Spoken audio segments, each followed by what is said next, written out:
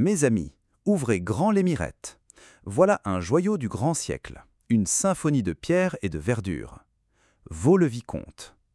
Ici, au XVIIe siècle, s'est joué un drame digne d'Hollywood, avec faste, complot, jalousie royale et chute tragique.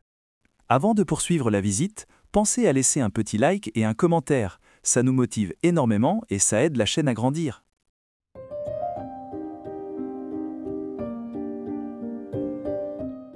Allez, on file au galop. Nous voilà dans la cour des écuries du somptueux château de Vaux-le-Vicomte. Ici, au XVIIe siècle, carrosses clinquants et chevaux de prestige piaffaient d'impatience. Dessinée par Levaux et le nôtre, cette cour monumentale n'était pas qu'un garage à chevaux, mais le théâtre du faste de Nicolas Fouquet.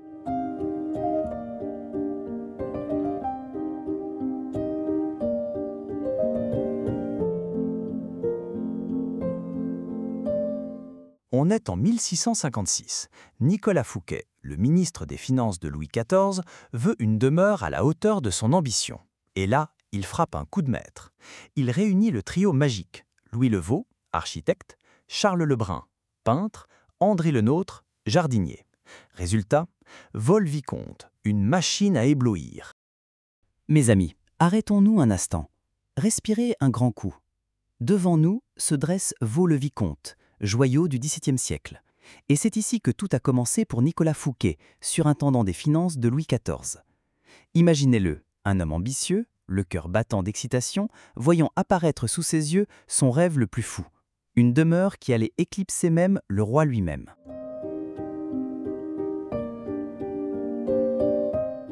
Allez, entrez avec moi dans Vaux-le-Vicomte et bam, le vestibule. Première claque visuelle. 2 étages de haut, colonnes massives, symétrie parfaite. Louis Levaux, l'architecte, a pensé chaque détail comme une mise en scène. La lumière danse, glisse sur la pierre et nous conduit droit vers le grand salon ovale. Ici, rien n'est gratuit.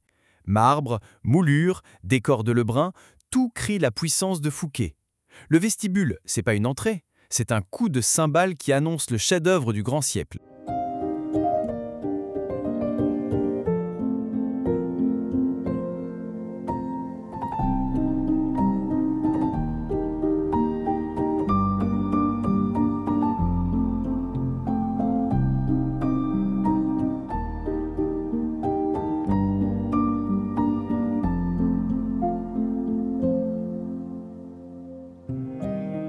Là, on est dans l'antichambre du surintendant Fouquet, à Vaux-le-Vicomte. C'est pas juste une salle d'attente, c'est le sas de pouvoir. Les plus grands du royaume y poirotent, les yeux écarquillés devant boiseries, plafonds peints et dorures. Tout est calculé pour en mettre plein la vue.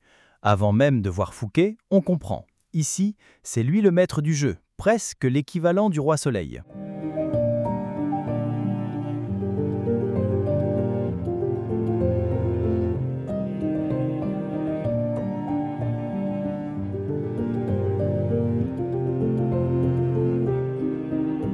Le cabinet de Nicolas Fouquet, c'est son antre, son cerveau.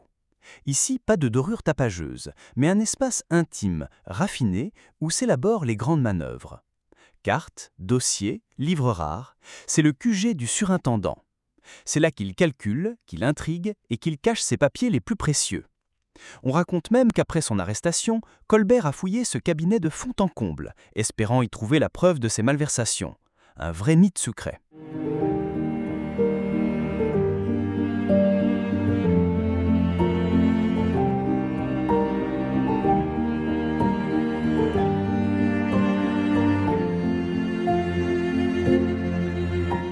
La chambre de Nicolas Fouquet, c'est son sanctuaire, mais aussi une scène de pouvoir.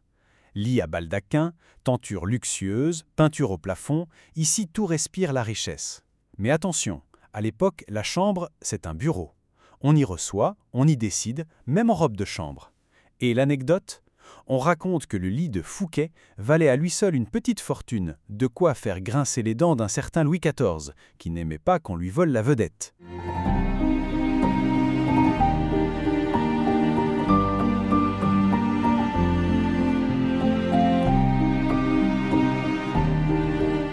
La chambre de Madame Fouquet, c'est l'élégance au féminin. Tapisserie fine, boiserie délicate, un décor raffiné qui contraste avec la solennité des pièces de son mari. Mais là encore, c'est plus qu'un lieu intime. C'est un espace de représentation où l'on reçoit, où l'on montre le rang de la maîtresse de maison. L'anecdote, on raconte que Madame Fouquet adorait les soieries de Lyon et qu'elle en faisait changer ses tentures régulièrement, un vrai luxe, qui renforçait l'image du luxe éclatant de Vaux-le-Vicomte.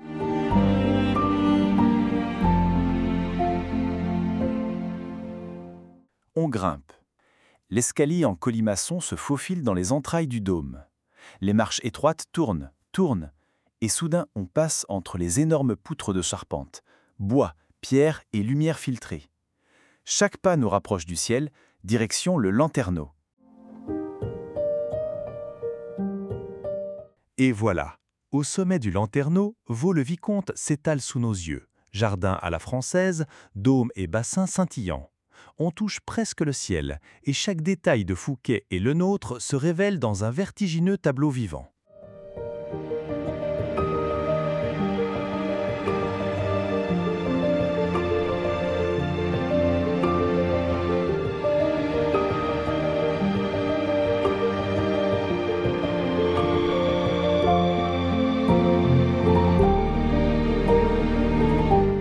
Ici, dans le cabinet des jeux, on ne parle plus politique. On sort les cartes et les dés.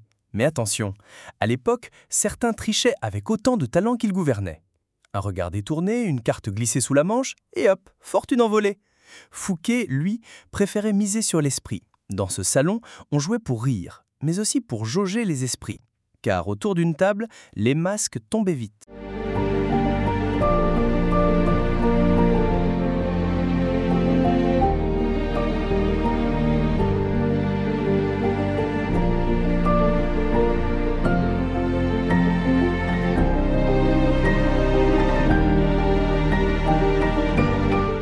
À présent, rendons-nous dans l'antichambre d'Hercule.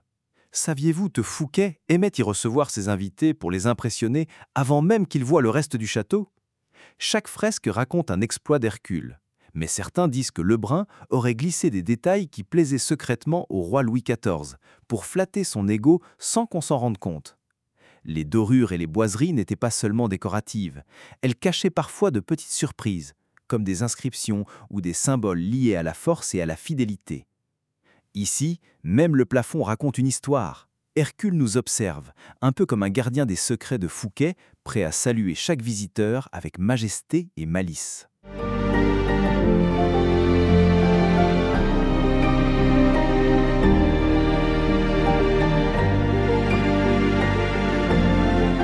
Nous voici dans la bibliothèque. Admirez ces boiseries dorées et ces rayonnages impressionnants. Parmi eux se cachent des éditions rares, de véritables trésors du XVIIe siècle. Nicolas Fouquet lui-même aimait les feuilleter et partageait quelques passages choisis avec ses invités. On y trouve plus de 4000 ouvrages, des manuscrits précieux et des éditions anciennes, témoins du goût et de la culture de l'époque.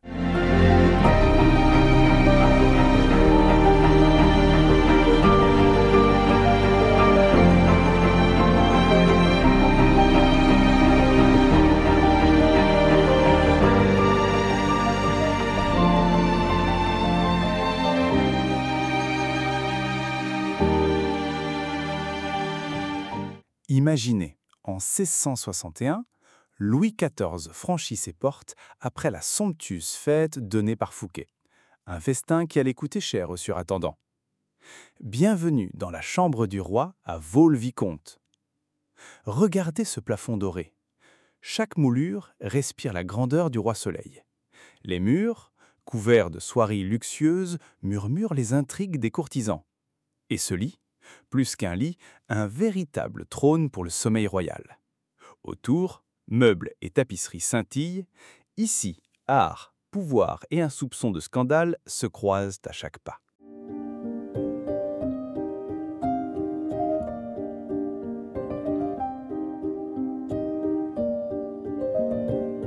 Voilà la salle des buffets.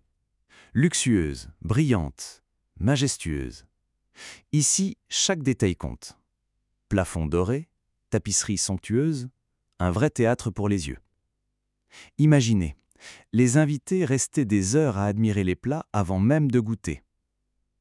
Certains disaient que le spectacle valait presque plus que le festin. Et les buffets? Riches, colorés, pensés pour éblouir et séduire. Chaque assiette racontait une histoire.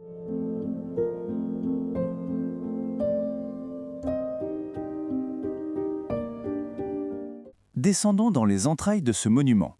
La température baisse, la lumière devient plus tamisée, et nous voilà dans le domaine des marmites et des fourneaux. Août 1661, Nicolas Fouquet reçoit Louis XIV pour la fête la plus fastueuse du siècle. Ici, tout s'agite. Rôtis, sauces, pâtisseries. Un ballet de marmites orchestré par François Vatel, maître d'hôtel de génie. Chaque plat doit être impeccable, chaud, digne du roi Soleil. Vatel dirige ses équipes comme un chef d'orchestre, mêlant précision militaire et raffinement français. Mais une tension extrême plane. La légende raconte qu'un soir, la livraison de poissons tarde à arriver. Vatel, persuadé d'être déshonoré devant le roi, sombre dans l'angoisse. Quelques instants plus tard, le poisson arrive enfin, mais trop tard pour lui. L'anecdote marquera à jamais la mémoire du grand siècle et le destin de Vatel. Ce festin restera dans l'histoire, un triomphe qui scelle la légende de Vatel et des cuisines de Vaux-le-Vicomte, symbole d'excellence culinaire et de perfection. Alors, la prochaine fois que vous visiterez Vaux-le-Vicomte, descendez aux cuisines. C'est ici que Vatel a écrit l'une des pages les plus savoureuses de l'histoire.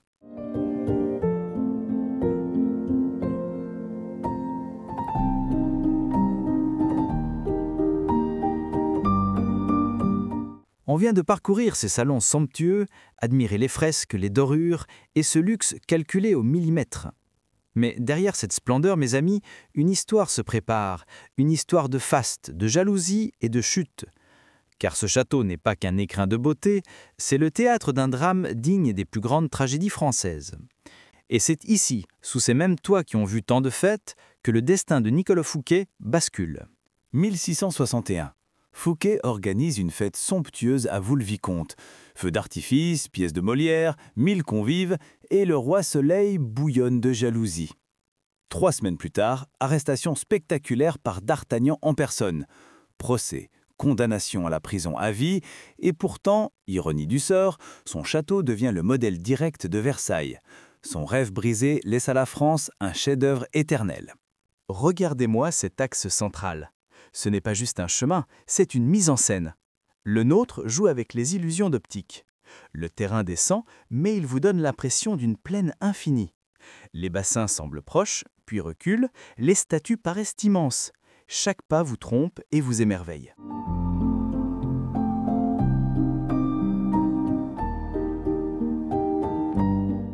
À l'époque, l'eau arrive par un réseau hydraulique ultra sophistiqué. Une prouesse technique digne d'un ingénieur du XXIe siècle. Ici, c'est la haute couture du jardinage, des broderies de buis, de sable coloré, des motifs dessinés pour être vus du château comme un tableau vivant. Imaginez Fouquet, du haut du perron, admirant ce spectacle de verdure. Notre visite est à présent terminée. N'hésitez pas à venir découvrir ce château par vous-même. Et rendez-vous très bientôt pour une nouvelle escapade.